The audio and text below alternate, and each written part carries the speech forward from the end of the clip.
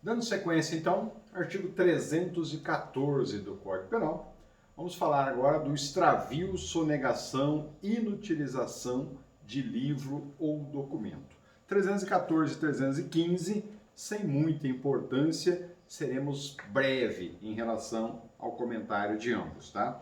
Então diz assim o 314: extraviar livro oficial ou qualquer documento de que tem a guarda em razão do cargo, ponto e vírgula, sonegá-lo ou inutilizá-lo, total ou parcialmente, reclusão de 1 a 4 anos, se o fato não constitui crime mais grave. Então, vamos lá, vamos falar do 314 de uma forma bem rapidinha, porque ele não é tão importante assim na vida de vocês, ou ele não será importante na vida de vocês, tá?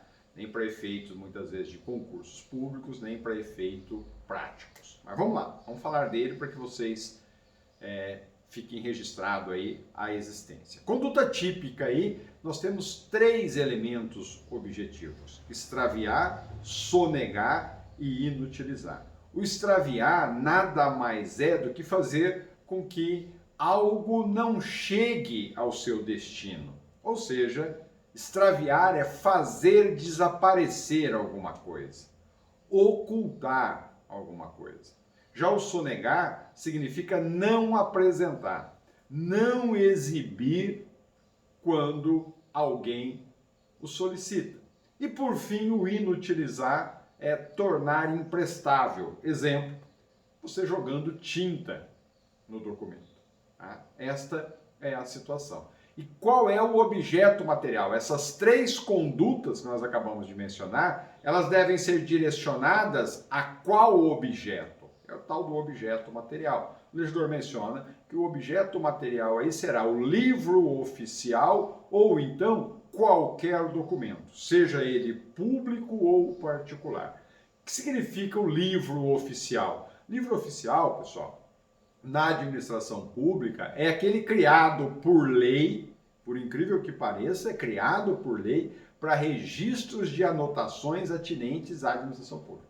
Então, qualquer setor público, há lá uma quantidade ainda hoje imensa de livros, tá? Alguns já arcaicos, desnecessários, mas eles existem. Então, por exemplo, na repartição pública que eu trabalho, nós temos lá uma quantidade imensa de livros oficiais.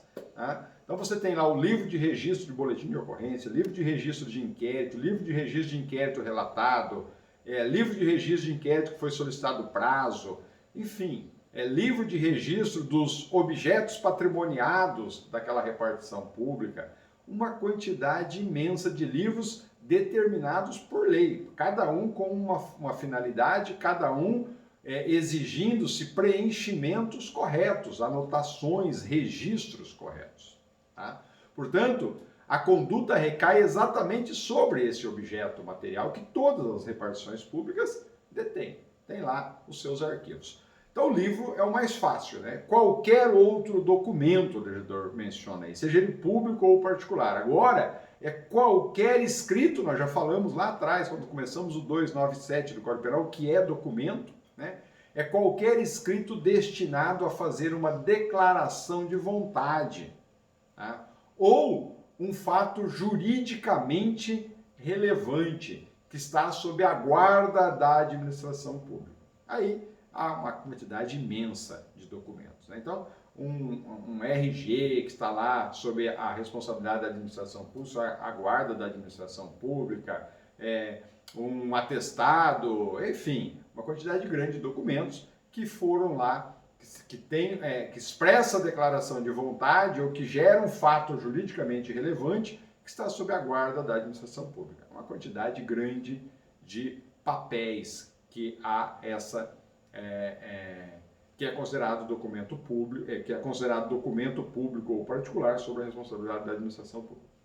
Então a conduta pode recair sobre o livro ou pode recair sobre esses documentos, ok?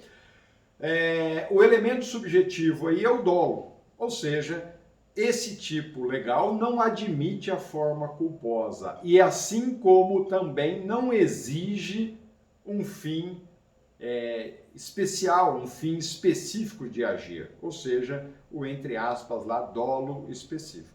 Aqui basta o chamado dolo genérico, são aquelas espécies de dolo que nós analisamos lá no segundo ano na parte geral do Código Penal. Tá? Então o elemento subjetivo aqui é o dolo, tá? Portanto não se exige nenhuma finalidade específica, basta o dolo genérico de realizar uma daquelas três condutas voltadas para qualquer documento, público ou particular, ou para livros oficiais, ok? E o sujeito ativo, de novo, né, é funcionário público, né, porque trata-se aqui de crime próprio. Então veja, esse crime só pode ser cometido pelo funcionário público responsável pela guarda do livro ou do documento. De novo, aquela mesma situação. Não são todos os funcionários públicos que são responsáveis pela guarda de todos os livros ou de todos os documentos. Cada funcionário público tem a sua função específica. Então, por exemplo, algumas repartições públicas têm funcionário que cuida só do cartório central, ou seja, só do cartório onde estão todos os livros. Então, o trabalho dele, a função dele é fazer registros nos livros. Portanto, é ele o sujeito ativo aqui, porque a guarda daqueles livros estão com ele. Tá? Já em relação a qualquer documento, aí depende do documento, ele pode estar com funcionário A, B, C ou D. Mas o sujeito ativo será o funcionário público que tem a guarda daquele livro ou daquele documento e realizou qualquer uma das três condutas já mencionadas inicialmente. O sujeito passivo aqui é o Estado e, eventualmente, o particular que tem lá o documento sob a guarda da administração pública. Tranquilo? Consumação em tentativa, simplesinho esse tipo penal. A consumação ela se dá com a prática do extravio ou da inutilização, extravio ou inutilização, ainda que parcial e independentemente de qualquer outro resultado. Portanto, estamos de novo diante de um crime classificado como formal. Não exige qualquer prejuízo à administração pública, tá? Já na modalidade sonegar, a consumação ela ocorre no instante em que o agente deveria fazer a entrega do objeto material e intencionalmente não faz. Ele deveria fazer a entrega do livro ou fazer a entrega do documento, seja ele público ou particular, e ele não faz. Ele sonega a entrega deste livro ou deste documento. É nesse exato momento em que há a consumação do crime. Então veja, observaçãozinha importante, no extravio e na sonegação, o crime é permanente. Portanto, é possível autuar o funcionário público em flagrante em qualquer momento, porque se é permanente, a conduta dele se estende no tempo e a todo momento ele está praticando conduta. Mas isso só é possível nas modalidades extraviar e na modalidade sonegar. Tá? Nessas duas formas de conduta, o crime é permanente. Tá bom? A tentativa não é admissível, não é permitida na modalidade sonegar, né? Porque a sonegação é uma conduta omissiva. Né? Ou o indivíduo se omite e o crime está consumado, ou ele realiza a conduta que é determinada por lei, o fato é atípico. Tá? Então, na modalidade ou na conduta de sonegar, não admite a forma tentada. Nas demais, nas outras duas, é perfeitamente possível a tentativa.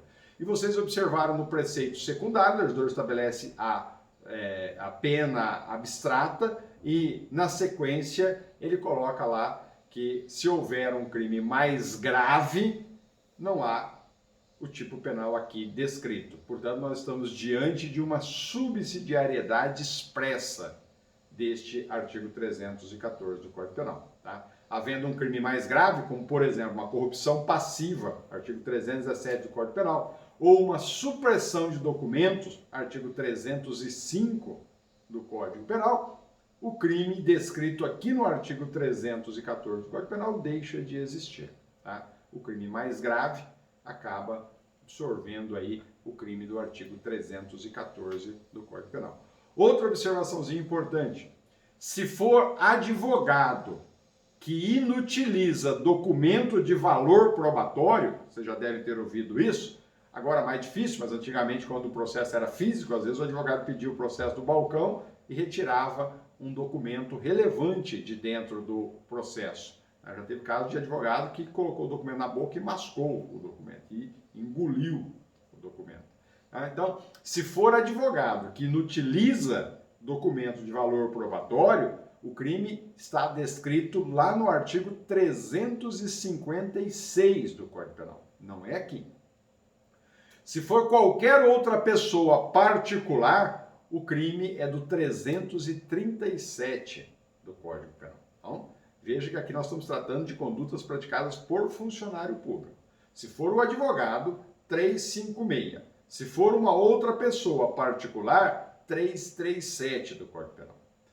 Se o documento está vinculado à ordem tributária, aí o crime é lá do artigo 3º da Lei 8137/90. Aqui no artigo 314, o sujeito ativo deve ser somente o funcionário público que tem a guarda do livro ou de qualquer documento público ou particular. E a ação penal aqui é pública incondicionada. O que tinha de importante nesse artigo 314 é isso, e já esgotamos. Nosso próximo artigo 315 do Código Penal trata do emprego irregular de verbas ou rendas públicas. Vamos analisá-lo. O 315 diz assim: dá às verbas ou rendas públicas aplicação diversa da estabelecida em lei, pena de detenção de 1 a 3 meses ou então somente a pena de multa. Simplesinho também esse, né? Dá às verbas ou rendas públicas aplicação, destinação diversa daquela estabelecida em lei. Circula a lei aí. Nós vamos falar dela já já. Pessoal, qual é o objeto material do artigo 315? Ou seja, a conduta do sujeito ativo recai sobre o quê? 315, o legislador, é claro, diz lá, ela vai recair sobre verbas públicas ou rendas públicas. Qual é a diferença de uma coisa para outra? O que é uma verba pública e o que é renda pública? É definido verbas públicas como sendo todos os valores destinados por lei orçamentária a determinado serviço público ou atividade de interesse público. Então veja, há uma lei orçamentária, nós já falamos a respeito disso, ela é aprovada sempre no ano anterior para o ano seguinte, tá? E ali vem estabelecido quais são os valores que serão destinados a cada setor público, para a saúde, para a educação, para a segurança e etc. Aquilo é verbas públicas. São as chamadas verbas públicas. Valores destinados pela lei orçamentária a um determinado serviço público ou a uma determinada atividade de interesse público. E as rendas públicas? As rendas públicas são os valores pertencentes ou arrecadados pela Fazenda Pública. É aquilo que vai se arrecadar no decorrer daquele ano. Okay? Essa é a diferença de verbas públicas para rendas públicas. Observaçãozinha importante. Aqui no artigo 315 do Código Penal, o funcionário público, ele não se apropria, lembra-se do peculato apropriação, nem subtrai peculato furto. O funcionário público aqui não se apropria ou subtrai das verbas ou rendas em proveito próprio ou em proveito de terceiro. Não é esse o comportamento aqui descrito. Aqui no artigo 315, o funcionário público acaba empregando em benefício da própria administração as verbas ou rendas públicas, porém em local diverso daquele previsto em lei. Então, exemplo: o funcionário público deveria empregar o dinheiro público, verbas ou rendas, na educação. E dolosamente ele a emprega na saúde. Veja que a verba ou a renda continuou dentro da administração pública. Não veio para o funcionário público, não foi para uma terceira pessoa. Não saiu da administração pública, continuou dentro da administração pública. Mas deveria ir para o setor A e foi para o setor B. É esse o crime. Esse é o desvio aí mencionado. Tá? Veja que nós estamos diante aí de uma norma penal em branco homogênea. Por que norma penal em branco homogênea? Porque para existir o crime do artigo 315 do Código Penal, é necessário haver um completo... É necessário haver um complemento por meio de uma lei. Por isso que eu pedi para vocês grifarem lei. É necessário uma lei que regulamenta o emprego da verba ou da renda. E ter o agente, portanto, o funcionário público, dolosamente, propositadamente, conhecendo, é óbvio, o conteúdo dessa lei que complementa o artigo 315 do Código Penal, tá? Intencionalmente contrariado o disposto que está na lei. Então ele sabia que aquele valor, que aquela renda, que aquele dinheiro, que aquela verba não poderia ir, por exemplo, para a saúde, porque ela tinha como destinação a educação, e ele ainda assim a inseriu na saúde. Tá? Contrariando o que estava disposto, por exemplo, lá na lei orçamentária. Ok? Esse é o crime. Então veja, não basta, por isso que eu pedi para vocês circularem lei, não basta desrespeitar, descumprir decretos ou atos normativos. Precisa haver desrespeito aos termos de lei. Por isso, norma penal em branco homogênea. Se é advinda de lei, se é desrespeitando os termos de lei, portanto, ela precisa ter origem no Congresso Nacional, como ocorre com o artigo 315 do Código Penal, como ocorre com o Código Penal. Né? Qual é a origem do direito penal? Congresso Nacional. Tá? Compete à União, lembra-se lá do artigo 22 do Código Penal, da Constituição Federal? A competência para legislar em matéria penal é da União. Logo, para complementar o artigo 315 do Código Penal, a lei precisa ter origem no mesmo órgão que elaborou o Código Penal, porque o artigo 315 está inserido dentro do Código Penal. Por isso que eu disse que nós estamos diante de uma norma penal em branco homogêneo. Tranquilo? Isso é bastante relevante, isso é importante. E o 315 também é um crime próprio, ou seja, o funcionário público precisa ter o poder de gestão, ou seja, de disposição de verbas ou rendas públicas. Agora, não é, de novo, qualquer funcionário público. É só aquele funcionário público que tem a competência para dispor dessas verbas ou rendas públicas. Como ela advém de lei, nós podemos citar aqui como exemplo de sujeito ativo os governadores dos estados, o presidente da República, ou então os secretários ou ministros designados pelos governadores ou pelo presidente da República. Então fala secretários, quem indica secretários é o governador, ministros, quem indica os ministros, o presidente da República. Esses são as pessoas competentes por lei para gerir e dar a destinação correta às verbas ou rendas públicas. Portanto, só eles podem figurar como sujeito ativo desse crime, porque eles são funcionários públicos, lá pelo artigo 327 do Código Penal, que têm o poder de gestão sobre essas verbas ou rendas públicas. Ok? Você vai virar e falar assim, professor, e prefeito? De novo eu alerto vocês. Quando se trata de prefeitos municipais, a conduta dos prefeitos municipais se amoldam lá no artigo 1º, inciso 3 do Decreto-Lei 201/67. Então, o prefeito que retira o dinheiro lá da creche e vai botar recapne nas ruas às vésperas das eleições, não comete o crime do 315, retirou o dinheiro da educação para recapear a rua, retirou da Secretaria de Educação e jogou para a Secretaria de Transportes. Tá? Não comete o crime do artigo 315 os prefeitos municipais. Mas o crime, a conduta é idêntica lá no artigo 1º, inciso 3º do decreto 201/67. Ele vai responder por um tipo penal especial. Tá bom? O sujeito passivo aqui é o Estado e o elemento subjetivo, de novo, é o dolo.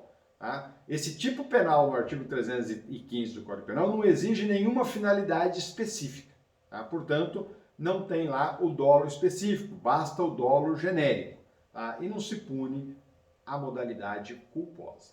Para finalizarmos, a consumação e a tentativa. Quando que o crime do 315 se consuma? Agora ficou fácil, né? Ele se consuma no exato momento em que há o efetivo emprego irregular da verba ou da renda pública. Tá? Ainda que não haja, e muitas vezes não há, tá? Prejuízo nenhum ao erário público. Tá? Às vezes até benefício, né? O indivíduo retirou lá de uma secretaria e jogou para outro, retirou de um ministério e jogou no outro ministério, tá? Porque lá estava precisando mais, mas ainda assim há o crime. Tá? Não importa, não precisa haver prejuízo ao erário público, basta desviá-lo sem autorização legal para tanto. Portanto, de novo, o crime é formal e não material. Porém, cuidado com essa observaçãozinha, tá? A maioria dos doutrinadores o classifica como crime formal, mas há alguns doutrinadores, uma quantidade menor deles, que o classifica como crime material. Então aqui vocês precisam tomar cuidado. A divergência na doutrina quanto à classificação desse crime. Predomina que ele é formal, mas alguns doutrinadores o classificam como crime material. E por que o classificam como material? Devido à necessidade de efetivo emprego do dinheiro público.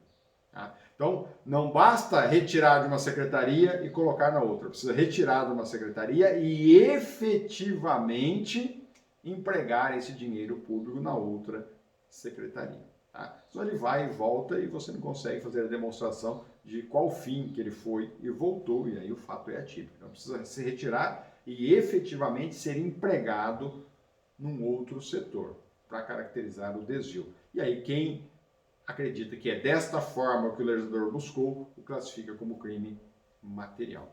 Mas não é efetivamente o que predomina. E a tentativa é possível quando houver a mera indicação ou destinação irregular, cuja a execução acaba sendo aí impedida de alguma forma. Tá bom? Uma perguntinha importante quanto a isso. Qual é a diferença do artigo 315, que é desvio de verbas ou rendas públicas, para o peculato desvio do artigo 312? Veja que aqui no 315 nós temos desvio, lá no artigo 312, no peculato desvio, nós também temos desvio. O que difere o 315, tá, do peculato desvio do artigo 312 do Código Penal? Tá? Aquela partezinha final do artigo 312, caput do Código Penal.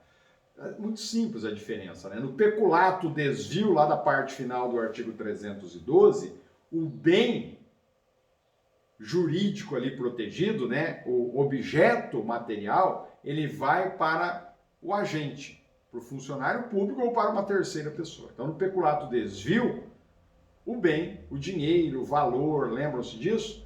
Ele vai para o próprio funcionário público ou para um terceiro que o funcionário público encaminhou aquele dinheiro, valor ou qualquer bem móvel. Já no 315, o desvio é em benefício da própria administração pública. Então, no 312, o desvio é em benefício do funcionário público, no 315, o desvio é em favor, em benefício da própria administração pública. Tá bom? E aí vem o complemento disso tudo, né? Vai virar e falar assim, mas pera lá, professor, e se ficar demonstrado que o funcionário público ele foi indiretamente beneficiado com esse desvio do 315? Né? Então imagine vocês o seguinte exemplo, né? O dinheiro público legalmente, né, deveria ser destinado à construção de uma creche, tá? E ele foi desviado para a construção de um viaduto e foi desviado para a construção desse viaduto porque esse viaduto facilitava o trajeto do funcionário público, né? Então ele facilitava o trajeto do governador, do ministro, do secretário e etc. Então ele retirou daqui e colocou aqui, porque tinha que dar uma volta muito grande, não? Se fizesse o viaduto aqui, facilitava o acesso dele à casa dele, por exemplo. Então ficou demonstrado aí que houve o desvio porque a construção daquele viaduto favorecia aquele funcionário público especificamente. A resposta que se dá a essa situação é que, nesse caso, o crime continua sendo do artigo 315 do Código Penal, e não é o peculato desvio. Por quê? Porque houve o benefício em prol da administração pública. A construção do viaduto, apesar de ter favorecido aquele funcionário específico, ele foi criado, esse dinheiro foi desviado para o viaduto, e o viaduto era de responsabilidade da administração pública. Então, de todas as formas, ele não saiu da administração pública. E ainda, além disso, não beneficiou somente aquele funcionário público, né? Acabou beneficiando toda uma sociedade, toda a coletividade que ali passava. Mas o mais importante ainda que isso fique demonstrado, tá? Competia à administração pública a construção daquele viaduto. Então, de qualquer forma, o dinheiro não saiu do erário público. Por isso que o crime não é de peculato desvio e ainda assim ele continua sendo do artigo 315 do Código Penal. É claro que se ficar demonstrado que um funcionário público ou o funcionário público foi beneficiado especificamente com essa conduta, além do artigo 315 do Código Penal, vai responder também cumulativamente a isso por improbidade administrativa, lá nos termos da Lei 8.429/92. Tranquilo? Perfeito? E a ação é pública incondicionada nesse crime do artigo 315. Perfeito? Falei para vocês que era rapidinho, porque não há tanta relevância assim. Agora o artigo 316 do Código Penal, esse é importante, esse então nós vamos analisá-lo com um pouco mais de calma. Tá? O artigo 316 traz o crime de concussão. Diz assim o legislador: exigir para si ou para outrem, direta ou indiretamente, ainda que fora da função ou antes de assumi-la, mas em razão dela, vantagem indevida. Nós já falamos desse crime do 316 lá naquela parte de introdução ao título 11º do Código Penal, quando nós ainda tratávamos da definição de funcionário público para efeitos penais do artigo 327. Eu mencionei para vocês que esse crime 316 do Código Penal era um daqueles crimes em que poderia ser praticado por alguém que ainda não era funcionário público. Tá? Exatamente porque o legislador diz, ou antes de assumi-la, mas em razão dela. Tá? Portanto, aqui ele ainda não é funcionário público, porém ainda assim comete o crime de concussão, artigo 316 do Código Penal. Tem alguns doutrinadores, alguns professores, quando vai mencionar aí o crime de concussão, bota uma árvorezinha cheia de frutos e a pessoa chacoalhando a árvore. Concussão é mais ou menos isso, né? Você dar um chacoalhão na árvore denominada administração pública. Então vamos fazer uma análise aí à definição, aos elementos que compõem esse artigo 316 do Código Penal, que é a chamada concussão. Exigir para si ou para outrem, direto ou indiretamente, ainda que fora da função, então não precisa ser em razão, não precisa ser no exercício da função, ou mesmo antes de assumi-la, ou seja, ainda nem é funcionário público, desde que em razão dela. O indivíduo exige essa vantagem indevida. Qual é a objetividade jurídica aqui? Ou seja, qual é o objeto jurídico tutelado, o bem protegido aqui pelo legislador no artigo 316 do Código Penal? Aqui, pessoal, é a moralidade da administração pública. A moralidade da administração pública quanto ao seu normal funcionamento e, além disso ainda, além da moralidade da administração pública quanto ao seu normal funcionamento, tutela também aqui o patrimônio do particular constrangido com a conduta criminosa do funcionário público. Então veja que a tutela aqui recai sobre dois valores, né? Primeiro, a moralidade da administração pública. Já pensou o funcionário público sair por aí exigindo dos particulares uma vantagem indevida para que ele faça ou não faça alguma coisa? A moralidade da administração pública vai ser maculada, não há dúvida nenhuma quanto a isso. Então, visa evitar exatamente esse comportamento. Tá? Portanto, está preservando-se a moralidade da administração pública e, ao mesmo tempo, preservando-se o patrimônio do particular, porque é o patrimônio do particular que o funcionário público busca como vantagem indevida. Tá? E ele acaba cedendo a essa vantagem indevida exigida pelo funcionário público exatamente por temor, pelo constrangimento, que nós vamos analisar exatamente agora. O legislador vem lá e diz exigir, que é a conduta típica, o elemento objetivo do tipo legal. O que significa exigir? Veja que aqui o funcionário público não pede, aqui o funcionário público exige. E exigir aqui nada mais é do que ordenar. E ele dá a ordem ao funcionário público de forma intimidativa. Portanto, neste crime, o funcionário público age como se ele estivesse coagindo o particular, ameaçando a vítima. Tá? Pois se a vítima não ceder, aí então ele pode agir. Então veja, o exigir aqui é ordenar de forma intimidativa, é uma maneira, é uma forma de coação, de ameaça à vítima. Pois se fosse de forma contrária, se o funcionário público não ordenasse, não ameaçasse, não coagisse a vítima, aí nós estaríamos diante de um mero pedido. E o pedido caracteriza a corrupção passiva. Na corrupção passiva, a conduta é solicitar, que nada mais é do que pedir. Aqui o funcionário não está pedindo, aqui o funcionário público está exigindo. Então, um exemplo para vocês entenderem essa diferença. Imagine vocês um policial. Vamos imaginar um policial rodoviário, que não é comum, mas é o mais fácil de vocês entenderem. Você está viajando aí numa rodovia qualquer, é abordado por um funcionário público, um policial, né? E ele então verifica algumas irregularidades no seu veículo, além de verificar que você estava em excesso de velocidade.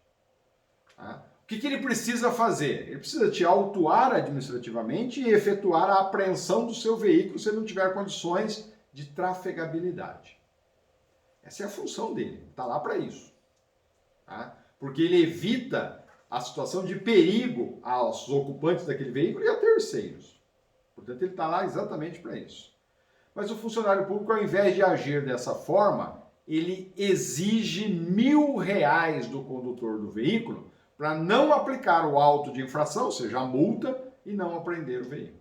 Ele diz, ou você me dá R$1.000 agora, eu vou te apreender o veículo e vou te impor aí uma multa de tantos R$1.000.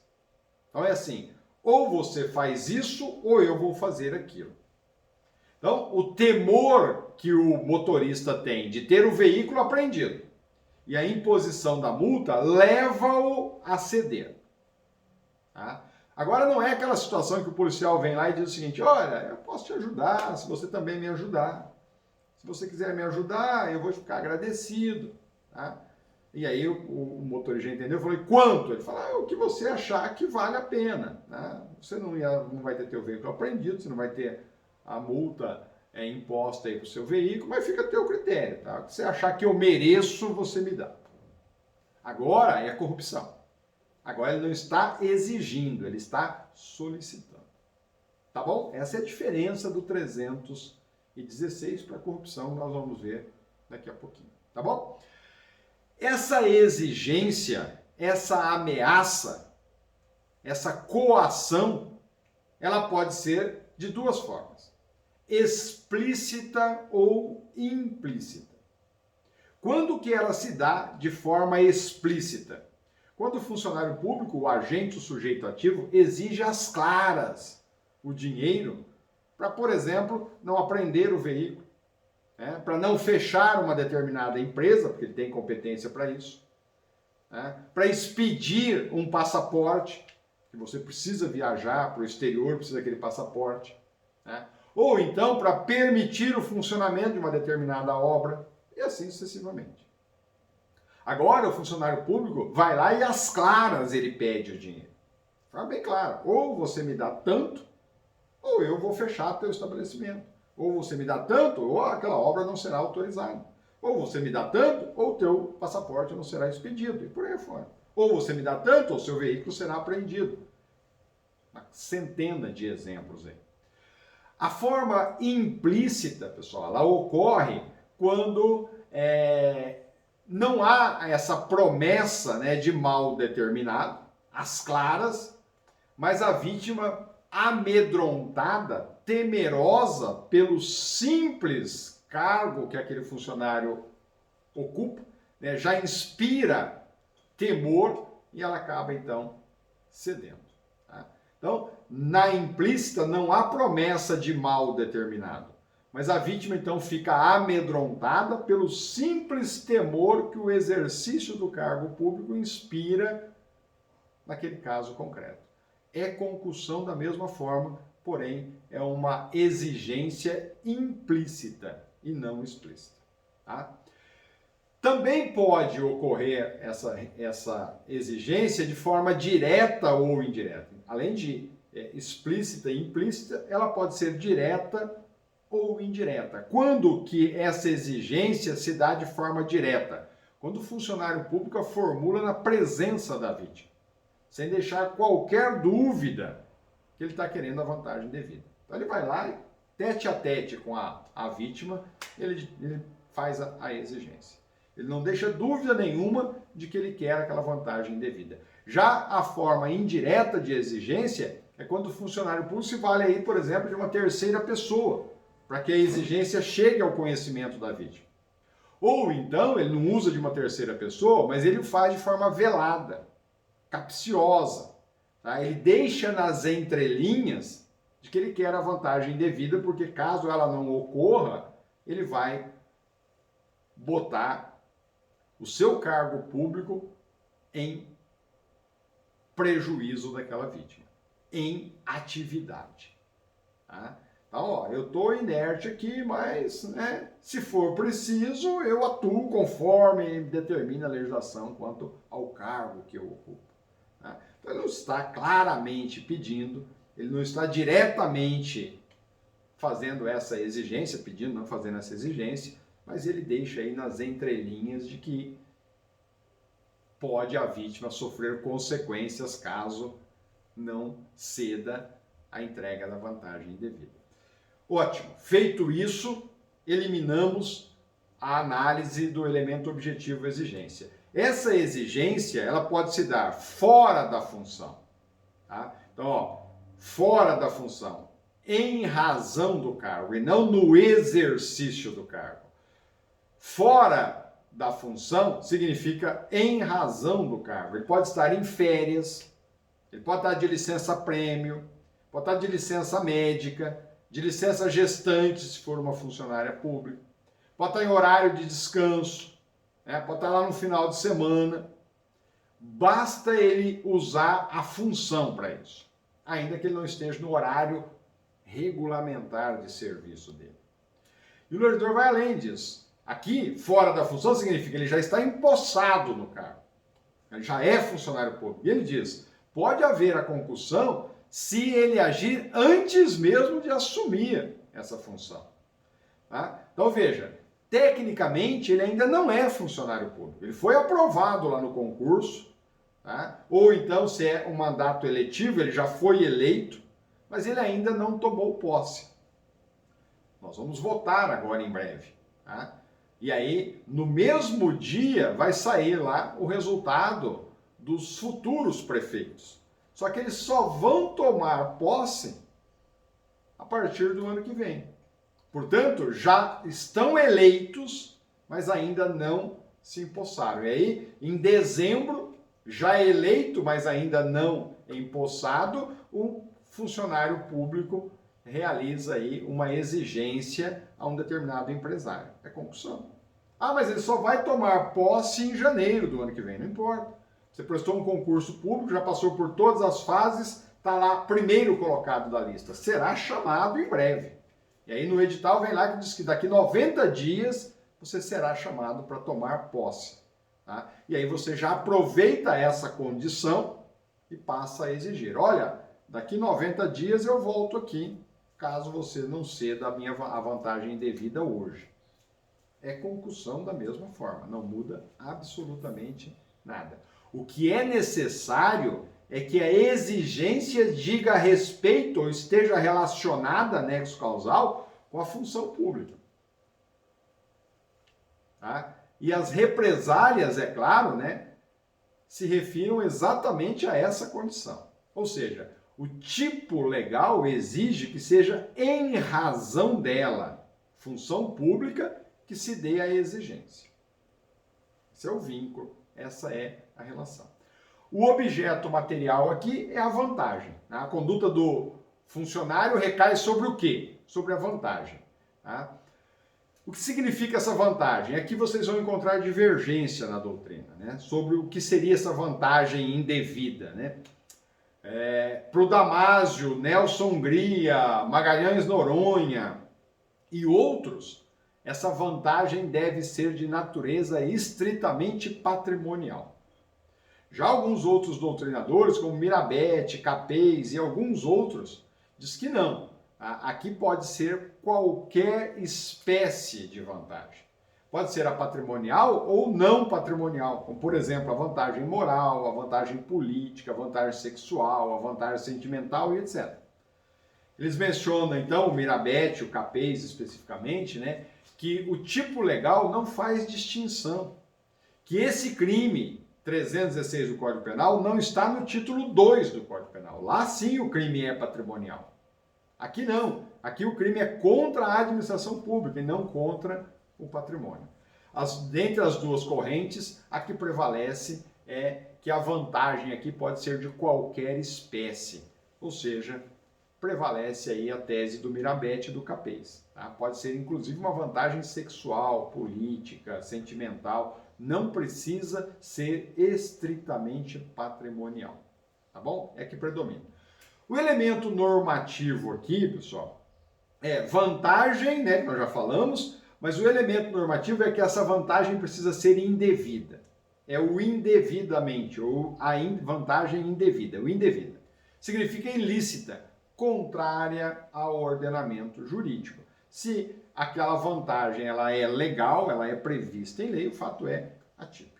E o elemento subjetivo aqui é o dolo, ou seja, o funcionário público precisa agir com um fim especial. É o chamado elemento subjetivo específico.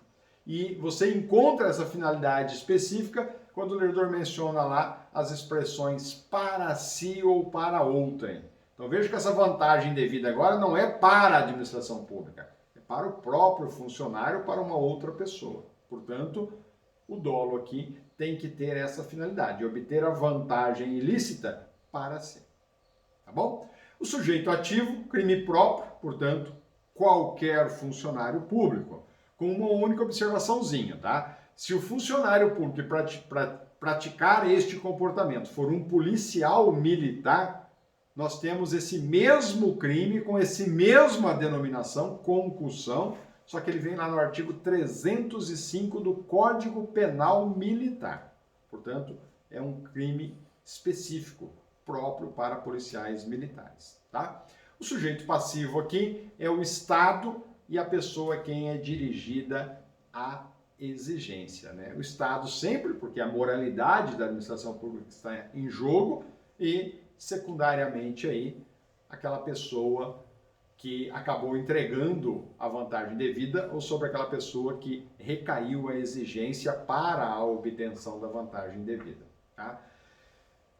Outra observaçãozinha importante aqui é que a vítima, quando ela entrega o dinheiro, ele não comete o crime de corrupção ativa, tá, gente? Senão você vai falar assim, o funcionário cometeu concussão e a vítima que entregou o dinheiro, corrupção ativa. Não, a vítima aqui é vítima, ela não comete crime de corrupção ativa. Por quê? Porque ela entregou o valor, a vantagem indevida, em decorrência do temor, da ameaça, tá?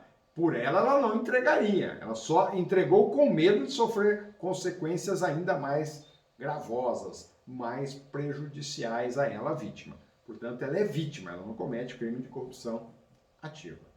Quando que se consuma o crime do artigo 316 na sua forma fundamental? Ela se consuma exatamente no momento em que a exigência chega ao conhecimento da vítima, independentemente se o funcionário público vai obter a vantagem indevida. Isso não é necessário. O crime aqui não é material, é formal. Se ele vier a obter a vantagem indevida, é mero exaurimento do crime, porque ele já se consumou lá atrás. Tá bom? Então, olha a observação importante. A devolução posterior da vantagem, ou seja, o arrependimento, gera um arrependimento posterior. Tá? Como o crime se consumou quando ele exigiu, se na sequência ele obtém a vantagem e ele devolve, essa devolução é caracterizada como arrependimento posterior, porque ela se deu após a consumação do crime. Tá? Você vai virar e falar assim, e se não houve prejuízo? A ausência de prejuízo, pessoal, também não elimina o crime, porque ele é formal, ele não é material.